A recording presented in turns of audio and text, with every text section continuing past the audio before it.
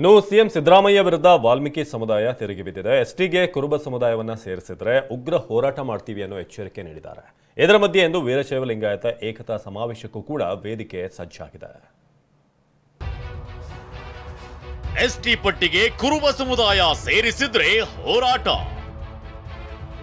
ರಾಜ್ಯ ಸರ್ಕಾರಕ್ಕೆ ವಾಲ್ಮೀಕಿ ಗುರುಪೀಠ ಶ್ರೀ ವಾರ್ನಿಂಗ್.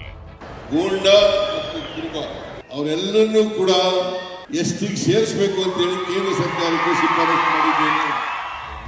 ಕುರುಬ ಸಮುದಾಯವನ್ನ ಎಸ್ಟಿಗೆ ಸೇರಿಸುವ ಸಿಎಂ ಸಿದ್ದರಾಮಯ್ಯರ ಇದೇ ಭರವಸೆ ವಾಲ್ಮೀಕಿ ಸಮುದಾಯದ ಕಣ್ಣು ಕೆಂಪಗಾಗಿಸಿದೆ. ಸಿಎಂ ಈ ಮಾತನಾಡಿರೋ ಹೊತ್ತಲ್ಲೇ ದಾವಣಗೆರೆಯ ವಾಲ್ಮೀಕಿ ಗುರುಪೀಠದಲ್ಲಿ ಸಭೆ ನಡೆಯಿತು. ಜಾತಿ ಗಣತಿಯಲ್ಲಿ ಯಾವ ಜಾತಿ ಬರೆಸಬೇಕು ಅನ್ನೋದರ ಜೊತೆಗೆ ಎಸ್ಟಿಗೆ ಕುರುಬ ಸಮುದಾಯ ಸೇರಿಸುವ ಬಗ್ಗೆಯೂ ಚರ್ಚೆ ನಡೆಯಿತು.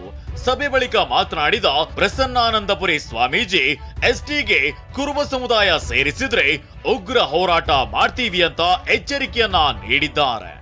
ನಮ್ಮ ಸಾಂವಿಧಾನಿಕ ಹಕ್ಕನ್ನು ರಕ್ಷಣೆ ಮಾಡಿಕೊಳ್ಳಕ್ಕೆ ಪಕ್ಷಾತೀತವಾಗಿ ತಾವೆಲ್ಲರೂ ಕೂಡ ಮುಂದೆ ಉಗ್ರವಾದ ಹೋರಾಟವನ್ನು ಮಾಡಲಿಕ್ಕೆ ನನ್ನ ಸಮುದಾಯ ನೀವೆಲ್ಲ ಸಜ್ಜಾಗಬೇಕು ಅಂತೇಳಿ ನಾವು ಸಮುದಾಯಕ್ಕೆ ಕರೆಯನ್ನು ಕೊಡ್ತಾ ಇದ್ದೇವೆ. ಸೆಪ್ಟೆಂಬರ್ 25ಕ್ಕೆ ರಾಜ್ಯಾದ್ಯಂತ ಹೋರಾಟಕ್ಕೆ ಸ್ವಾಮೀಜಿ ಕರೆ.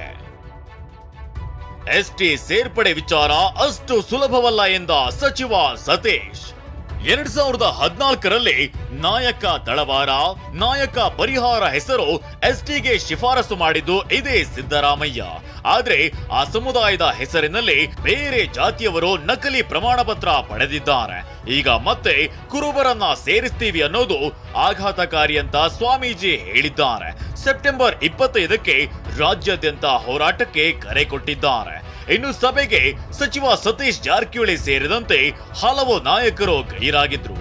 ಈ ಬಗ್ಗೆ ಪ್ರತಿಕ್ರಿಯಿಸಿರೋ ಸತೀಶ್ ಜಾರಕಿಹೊಳಿ, ಎಸ್ಟಿಗೆ ಸೇರ್ಪಡೆ ಅಷ್ಟು ಸುಲಭವಲ್ಲ ಅಂತ ಹೇಳಿದ್ದಾರೆ.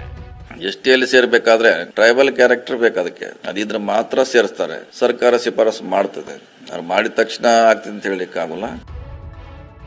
ಇಂದು ವೀರಶೈವ ಲಿಂಗಾಯತ ಏಕತಾ ಸಮಾವೇಶ. ಒಂದೆಡೆ ಕುರುಬ ಎಸ್ಟಿ ಜಟಾಪಟಿ ನಡೆಯುತ್ತಿದ್ರೆ ಮತ್ತೊಂದೆಡೆ ಲಿಂಗಾಯತ ಧರ್ಮ ವಿಚಾರ ಹಗ್ಗ ಜಗ್ಗಾಟಕ್ಕೆ ಕಾರಣವಾಗಿದೆ. ಜಾತಿ ಗಣತಿಯಲ್ಲಿ ಏನು ಬರೆಸಬೇಕು ಅನ್ನೋದ್ರ ಬಗ್ಗೆ ಗುಂಪಿಗೊಂದು ನಿಲುವು ವ್ಯಕ್ತವಾಗ್ತಿದೆ. ಹೀಗಾಗಿ ಹುಬ್ಬಳ್ಳಿಯಲ್ಲಿ ಇಂದು ವೀರಶೈವ ಲಿಂಗಾಯತ ಏಕತಾ ಸಮಾವೇಶ ನಡೆಯಲಿದೆ.